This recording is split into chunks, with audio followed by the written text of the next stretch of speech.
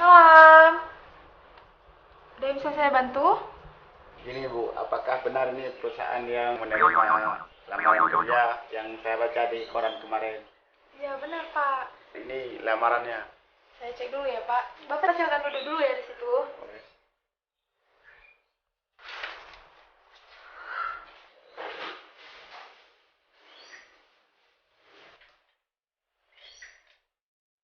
Permisi Pak. Pak ini ada yang melamar kerja sebagai sopir. Ini berkasnya Pak. Ya, terima kasih.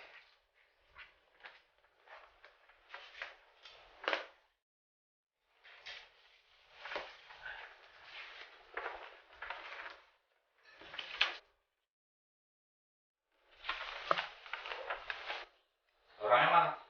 Ada Pak di luar, sudah saya suruh tunggu. Suruh masuk aja. Oke Pak. Pak Burhan, Ya Bu. silahkan masuk. Pak, permisi Pak. Silakan. Saya sudah melihat dan membaca lamaran Pak Burhan. Bapak sudah tahu syarat-syaratnya? Sudah Pak, sudah saya baca di koran. Baik, kalau begitu Pak Burhan tidak terima untuk bekerja di perusahaan kita ini. Alhamdulillah. Selamat.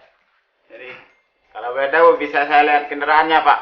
Oh iya, saya hampir lupa. Boleh. Mari, kita keluar.